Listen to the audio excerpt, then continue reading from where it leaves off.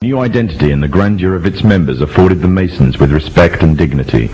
The first royal member of the Freemasons was Frederick, Prince of Wales. The latest members include Prince Philip, the Duke of Edinburgh, and consort to the current Queen of England, Elizabeth II, who herself is a grand patron to the Masons.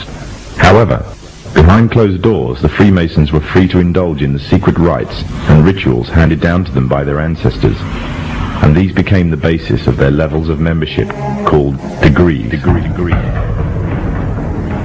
The Freemasons were not content with power in Britain alone.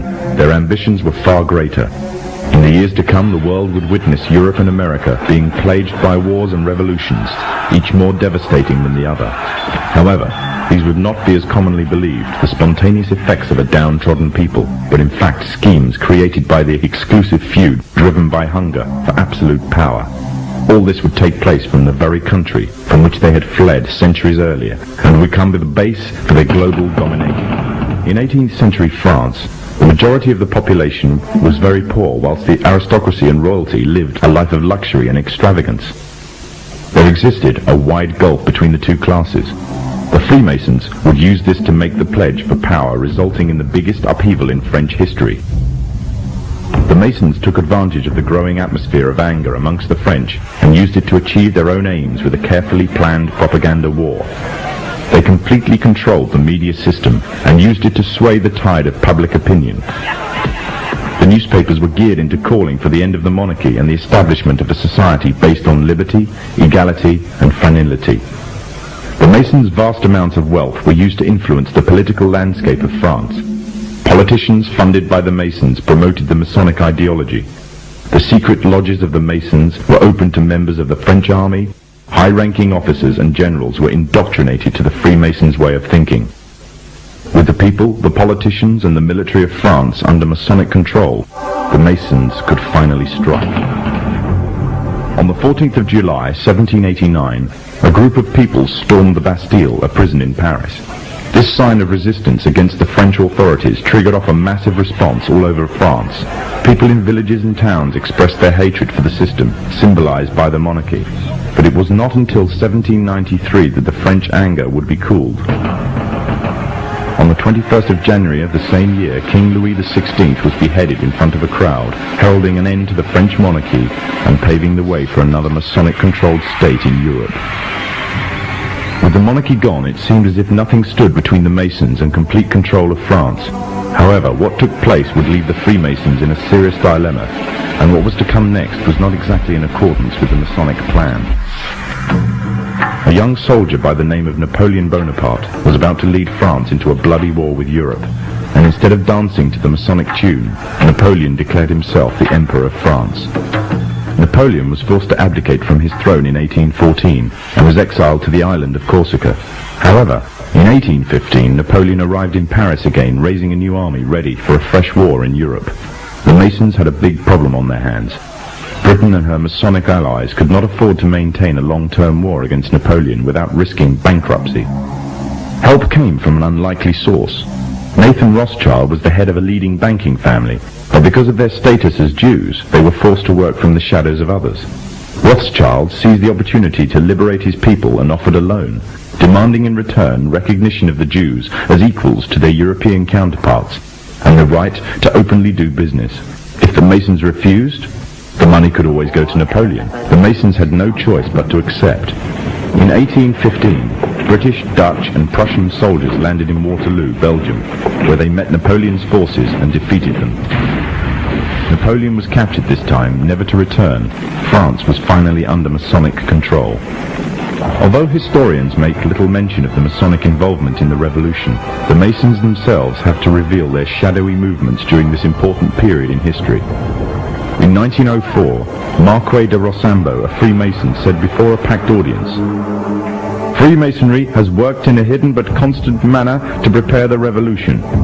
We are then in complete agreement that Freemasonry was the only author of the revolution, and the applause which I receive from the left, and to which I am little accustomed, proves, gentlemen, that you acknowledge with me that it was Masonry which made the French Revolution."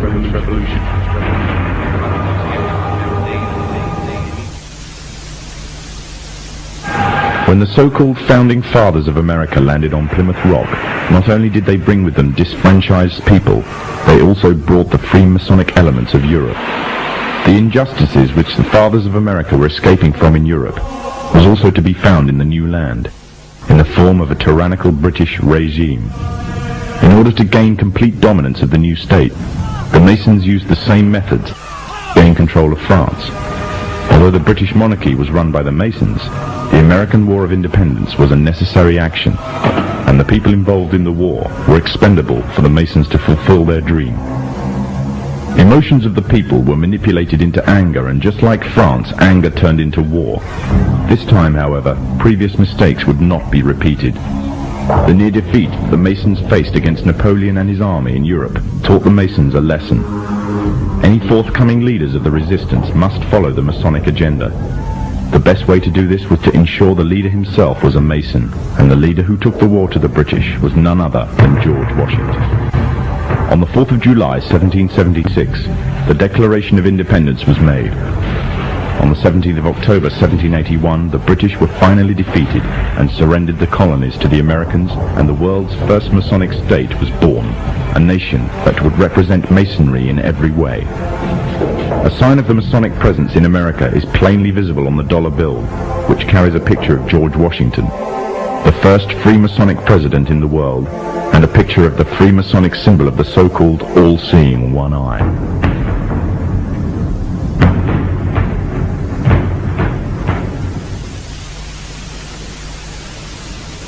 Historically, the control and manipulation of political opinion has been the Freemasons' main weapon in gaining control of countries and states.